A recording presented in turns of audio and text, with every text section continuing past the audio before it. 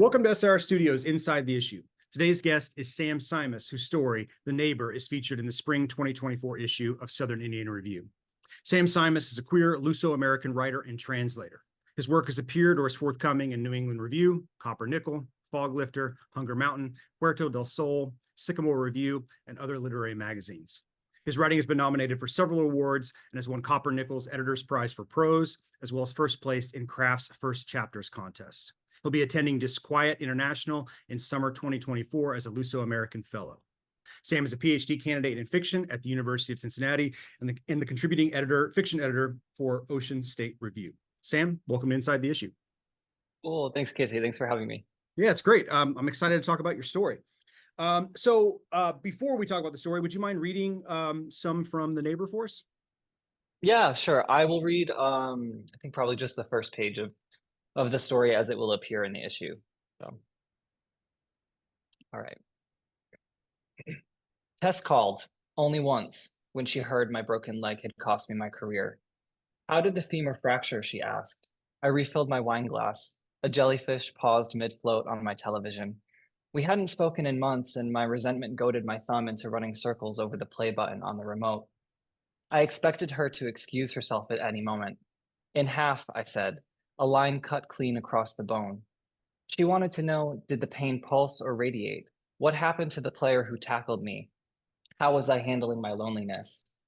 Near denial silence had been the only effective treatment for the pain. Otherwise, I explained that the bone ached and the doctor had spoken of my athletic career only in the past tense, that he suggested I take up gardening. Don't worry, Tess said. Only one of my patients became a CPA after a femoral fracture, not because of the injury. She was a ballerina and worried that her gnarled feet would make her unlovable. We laughed together. I had almost forgotten Tess had ever left me for medical school, but she soon returned our conversation to coursework. Her brain, she said, learned to cartographize the skeletal system. Cartographize, I asked. But Tess was already apologizing, already explaining that her girlfriend was calling her to the table for papadum, samosa, and sag. We should talk again soon, she said. How about next week, I said, during game time. That way I don't have to watch my team win without me. She agreed. Then she was gone again, though not completely. I looked up cartographize on my phone. Turns out she still transformed language when words disappointed her, a skill she had developed after her parents' divorce. She'd carried around a ratty thesaurus and said she was searching for a description of the exact mixture of her loneliness and confusion and anger. When I asked her if the word existed, she said, yes, but only seals speak it. So I drove us to the beach and we ate candy and observed the seals fighting over mates. Two males approached a female. The larger of the two bashed its head against the smaller, forcing it into the water. Having won, it hauled itself atop her. Its blubber rippled as it humped. Tess pointed a cherry red lollipop at the seal as it resurfaced. That's it, she said. That's the feeling. Then threw the stick into the water. It floated for a breath, then sank.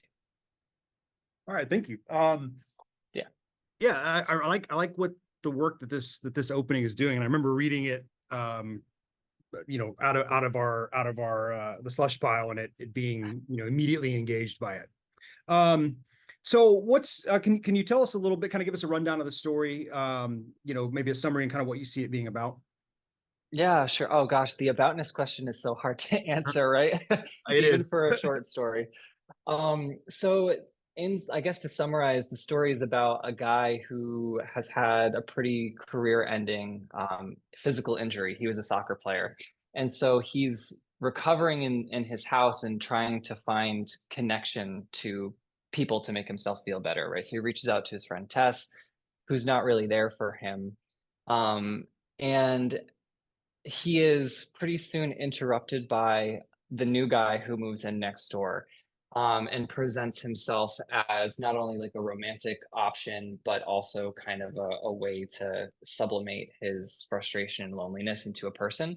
But then he learns that this guy already has a relationship that he hasn't disclosed, and it becomes much more complicated from there. So Adam has to make this decision. Adam is the protagonist for the short story. He has to make this decision whether he wants to continue that relationship or whether he's going to prioritize himself and what kinds of connections are really important for him going forward. So Yeah, I think there's something about like I don't know, I think you tap in really, really well to this idea of at least, I mean, the story's not entirely about this, but identity, right? I mean, here we have this character, and well, let me back up. Maybe this I don't think this is unique to athletes, but I think it's something athletes particularly experience this like their identity being wrapped up in something, and then when that identity when the playing is over either through something catastrophic like an injury, which is probably worse because it's taken from you, or you reach a point where you can no longer compete, or you get too old, like who are you now? Who are you when you're not the thing you've always been? And as a professional soccer player, we have to know he has been the best soccer player in every level he's played. He's been the best. He's been the Adam, the soccer player, and now he's not. And I think that's such a, I don't know. It's not unique because I think all athletes experience it, but I think it's just very particular. And I think that's captured really well, and how he kind of falls into this relationship that's, probably not the healthiest to be falling yeah. in, right? And because he's trying to fill this space. And I think that's just handled like really, really well. So where did the idea for this story come from, if you don't mind me asking? Yeah, I guess it's kind of a tricky tricky question to answer.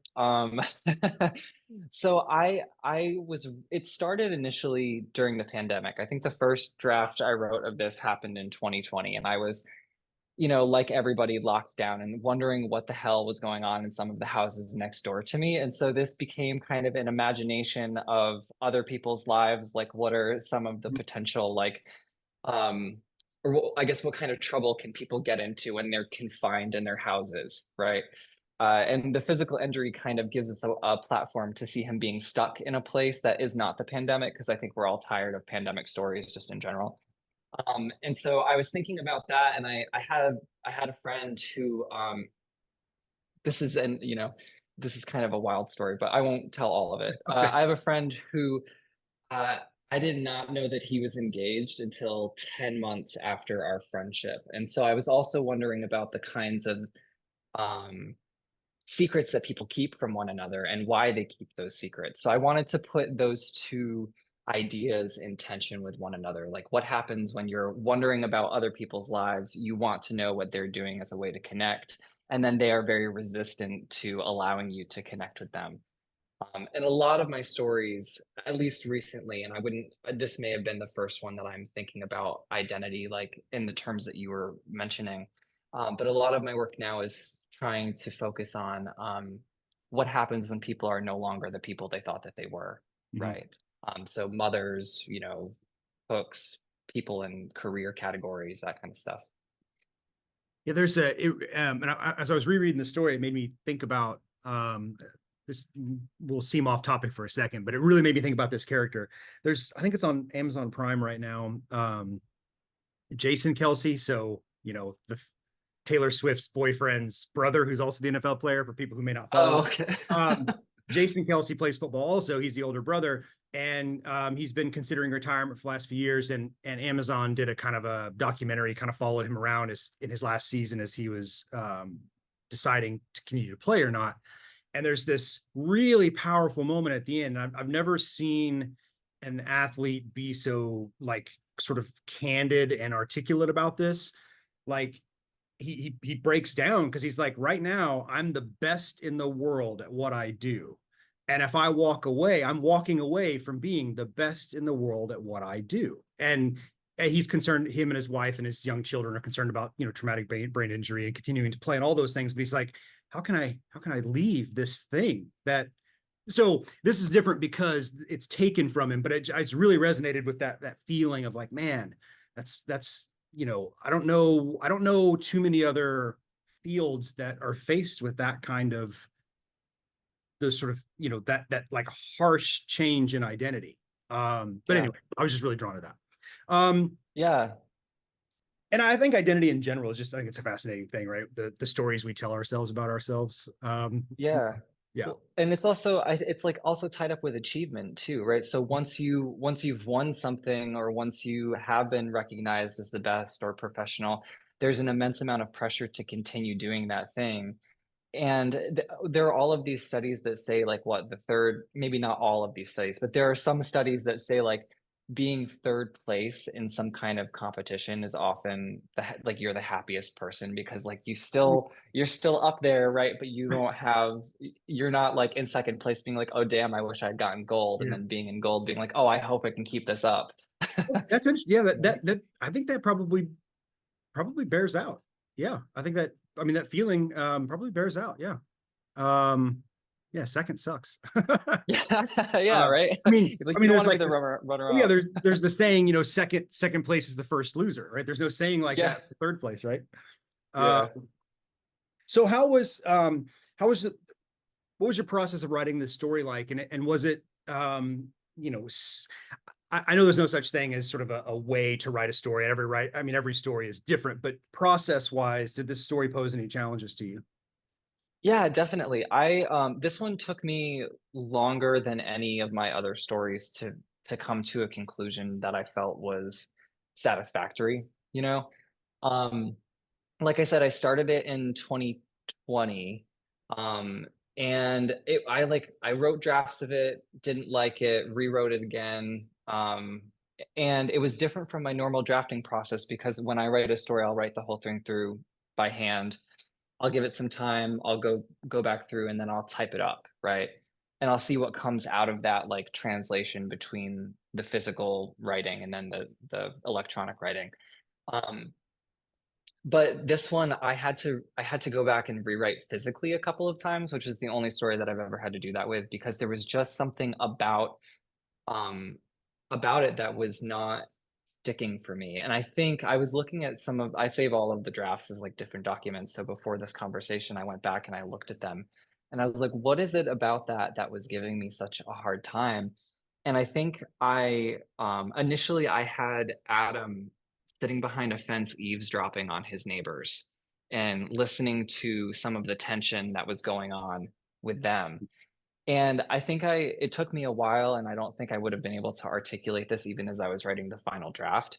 But now I can see it as like, oh, well, the interesting thing was not the conflict between the unhappy couple. The interesting thing was him, Mhm. right? What is driving him to try and find, you know, or what is driving him to eavesdrop? Like what is he lacking or missing or needing? Mhm. And then I think eventually once I figured out that the story was about him and his relationships, I was able to write it, I think, more honestly. So Well, that makes sense. Yeah, I mean, I could envision that being a great scene, but you're right, it does. I mean, a scene him eavesdropping on neighbors, but it does. Um, yeah, I mean, yeah, it changes the tension and the conflict shifts away from him. Yeah, yeah, that's interesting too. Writing out by hand. I wonder how many people do that still. I know some do, but that seems to be something that's probably kind of falling away. Um, yeah, I've could never be, yeah, I've never written an entire story by hand. I've kind of occasionally just sort of to shake things up, you know, start something by hand just to change the to make something kind of tangible and physical. But that's really cool.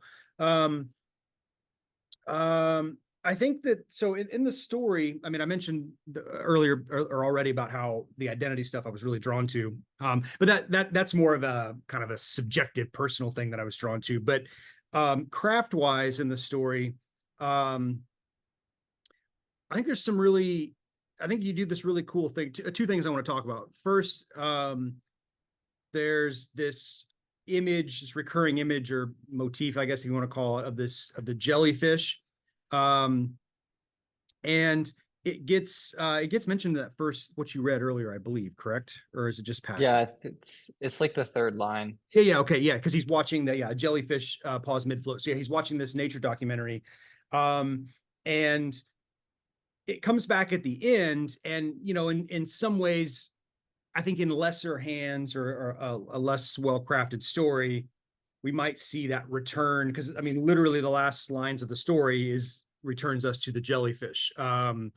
It's in completely different context, but it's Adam and the neighbor who he meets, Rui, holding hands, and like he describes the hand responding, responding like a reflex, the way a jellyfish does. And I think in like a lesser story, we might see that as being sort of telegraphed, but for me, what keeps that from happening is that the jellyfish and the nature documentary and the seals, all of that sort of marine stuff happens in a way that's completely organic, right? When I was reading the story, I didn't think, okay, that's a thing that's been put into the story to return at the end, because it happens literally at the very beginning, and he's a guy with a broken leg, and he's watching TV, right? I mean, that's the exact time that you might get sucked into something that might not interest you otherwise, right? He's definitely not going to watch sports. He's definitely going to be watching his former team play, right? So he's just watching the nature documentary. I don't know. There's something about that. I think that's what made that ending work so well, is that it didn't feel like we were being set up, I guess. Long way around that. Was that something that I think I probably know the answer, but how did that image come to play in the story for you? How did it come to play in the story for me? I think I typically work. I guess it sounds pretentious to say it like that. That's all right. It's fine. Yeah. I don't even know what that means, really. I like to work through imagistic associations, right? So before I knew what I was doing, I worked with when I was at the University of Rhode Island for my master's degree. I worked with this guy named Derek Nikitas, and he was a great instructor, really great guy, and he introduced me to this word, objective correlative, right? Which I had no idea what the hell that meant, or what it was, how it functioned in a story. And it was just something that I was naturally drawn to, because I like having some kind of image or some kind of thing to then map meaning on and bring back at a different point, right? And I learned that you can do that kind of work with words too, which is one of the reasons that I bring cartographize into the story, because it helps me build this scaffold to iridesce, right? And so then we move from the nature documentary to cartographize to iridesce, and it starts to imbue this jellyfish with like the emotions that are associated with Tess, the emotions that are associated with his loneliness, his feelings of failure related to playing soccer. And so I try to take one salient image that I feel can be interesting, and to defamiliarize it in the process of, bringing it like, and just see how far I can go with it and make it weird,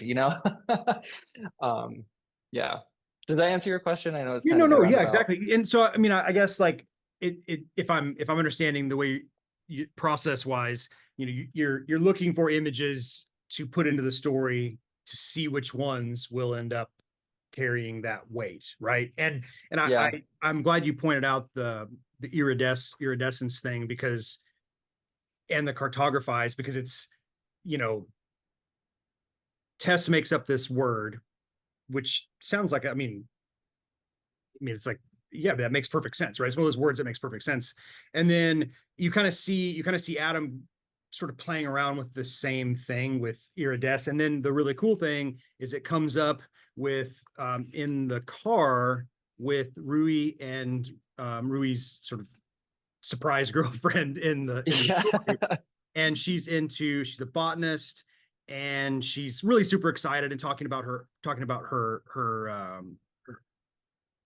job and what she's studying. And we get to like the root of iris, I think, right? Yeah. So, and it has this same similar, so there's just, again, that thing that, kind of planting that early bit about playing with language and stuff, it pays off here too, in that section, which I think is really cool.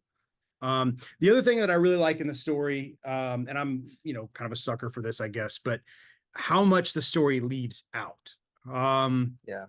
Like, there are things in the story that I like really want to know, like, if I'm setting aside my literary reader thing, where I'm like just being like man, like why doesn't Adam ever ask, why do they never have any conversations about some of this stuff? But they clearly, like, that's not the relationship. And there's just the way that the story leaves things out and trusts readers, which I mean, I love being trusted as a reader. It makes us, who doesn't want to feel smart, right? When they're reading something and, feeling like you noticed something, that you weren't supposed to. And of course, it's our job as writers to make readers feel that way.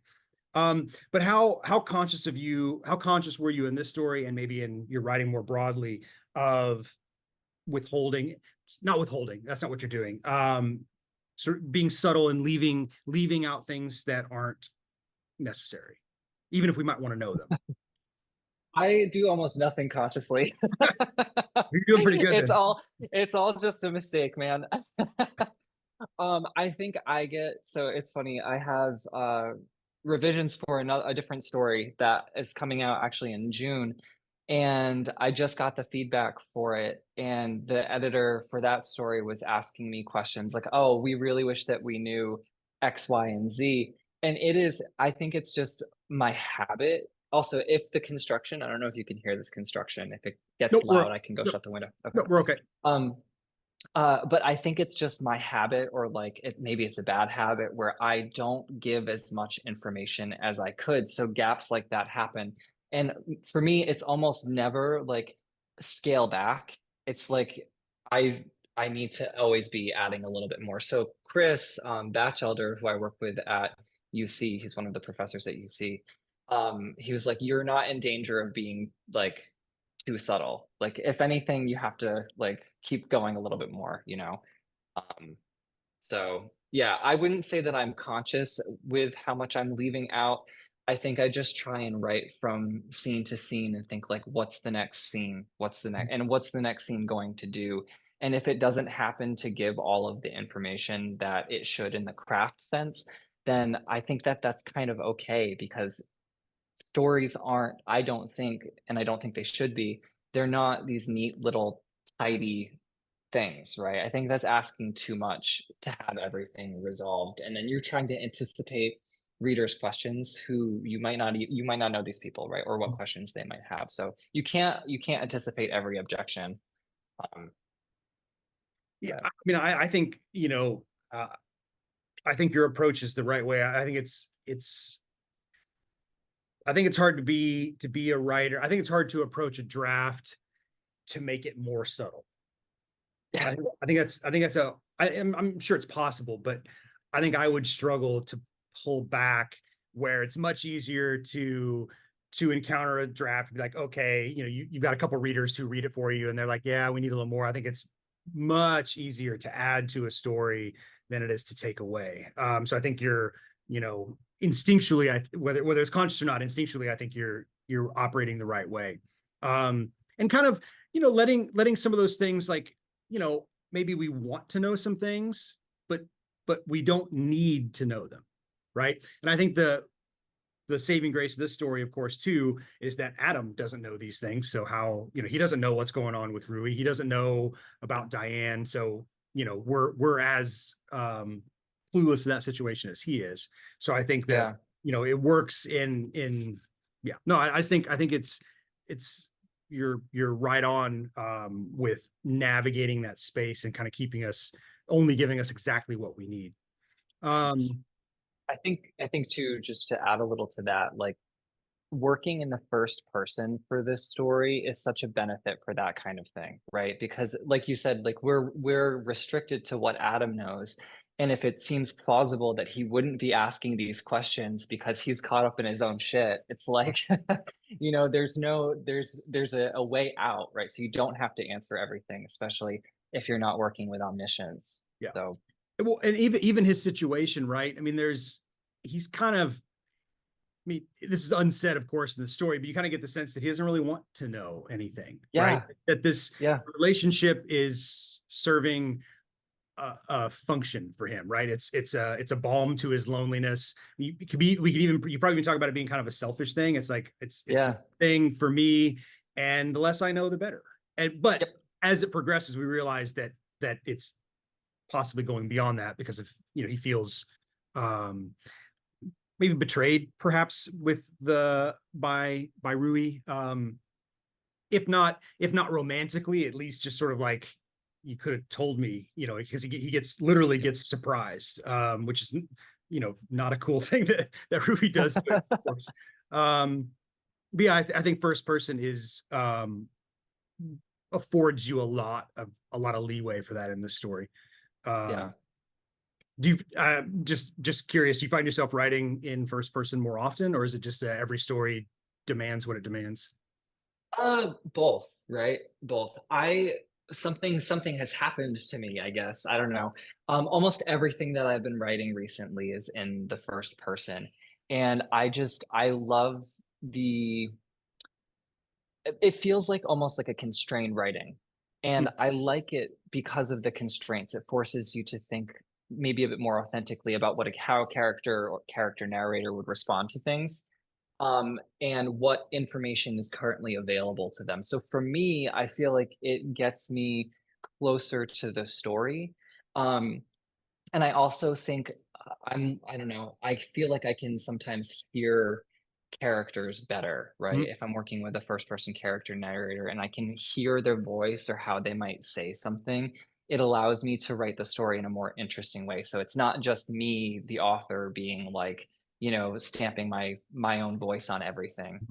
Um, so yeah, I think right now I prefer writing in first person, and kind of seeding the story as much as I can to whichever character is telling it.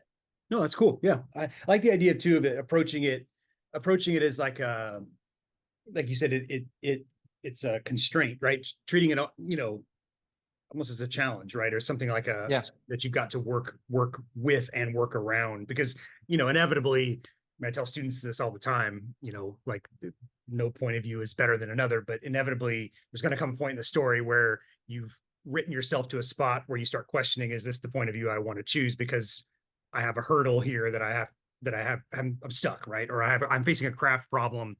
But as soon as you change it, it's just going to open up more problems in a different way. So, yeah, exactly. um, so, what do you mind sharing any writers that were foundational to you as you got started? Either writers or books or stories that really spoke to you in some way or showed you what was possible, or even books that you return to, like writers you come back to again and again. Yeah, absolutely. So I can just talk about some of my favorite writers, I guess.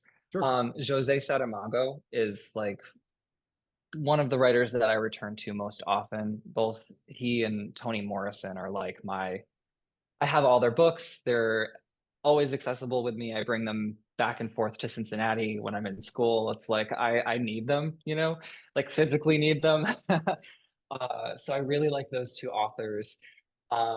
I was surprised, so like in such a happy way, by Elizabeth Strout. I read Olive Kittredge over the winter break, and absolutely fell in love with that book. And it was so hyped up. It was like an Oprah Book Club book, and I was like, oh, I don't know if I'm gonna like this thing, Yeah. just because everybody else likes it, and I'm a jerk that way. Yeah. And Yeah. yeah, right. And it ended up being just phenomenal, right? So I like that. I'm reading Brenda Pinato's The Rock Eaters right now, which is really good. I just finished up Kevin Wilson's Nothing to See Here. So right now, in terms of writers, I'm trying to lean into magical realism, for a project that I'm working on. So Gabriel Garcia Marquez is another person I've been reading a lot of. But my tastes are kind of, I know I'm mentioning like a lot of like heavy hitters, right? Mhm. But I like reading like more indie stuff, smaller press things too. I'm just trying to think of some other ones. We were just talking about first person and like the limitations of point of view. And Yannick Murphy, who wrote The Call, is just a fabulous, fabulous book and inspired a different story for me to write. So, um, yeah. Who else? You Bruna mentioned, Dantas Lobato, who's that? really good. Bruna Dantas Lobato. She's a Brazilian writer, living in the United States, writer and translator. She just won the National Book Award for translation. But she has a book that's coming out soon. So she's a great writer too. Yeah, just you mentioned Elizabeth Strout and Olive Kittery. Yeah. I mean, that probably came out, I mean, God, what, like 10, 15, probably 15 years ago or something? Yeah. Yeah. And I remember reading it when it came out. I think I had designs on like a linked collection or something. So I was trying to read all those, and it being a linked collection. And yeah, I mean, there's like, it's shockingly good. And I don't mean that like, I don't mean that in the sense of like Elizabeth Strout, nothing like that. It's like, you know, following like an old lady around a town does not seem like inherently fascinating, but it's Yep. it's great. Yeah. Yeah. And I mean, and I think she's written like 3 or 4 other Olive books where Olive appears in different or in one form or another. It's a continuation of that. And yeah, yeah. Um, so what are you working on now? You mentioned a magical realism project. I assume that's Oh yeah. Yeah. I've got 2 projects right now that I'm working on. I have a novel that I am actually returning to revisions on over the summer. And then I have a collection or a novel and stories, so a linked collection. And that's actually the magical realist project. That one is set on the Portuguese archipelago called the Azores. My dad's family is from Vila Franca do Campo on the Azores, which is an island, well, the archipelago, but they're from the island of São Miguel. And so I'm writing a story specifically about some weird things that happen there. So that's the novel and stories. And then I have I have the novel project, um, which is a mother-son novel, essentially. okay, cool. So yeah. Um, the magical. I had the last I interviewed somebody recently who's kind of working not in I don't know if I would call what they were doing is exactly magical realist, but you know, kind of moments that sort of skirt that line. And Mhm. I think that's yeah, that can be really cool. Um, yeah, well, that's great. I mean, I think we should all be looking forward to these projects. Um, Thanks. So you can find Sam's story, The Neighbor, in the spring 2024 issue of SIR. You can go to usi.edu/SIR to find out how to get a copy. And the link will be in the description. And thank you again, Sam, for talking about your story with us. This is great. Yeah, thanks for having me. I appreciate it. All right. Well, we will see everybody on the next one. Thank you.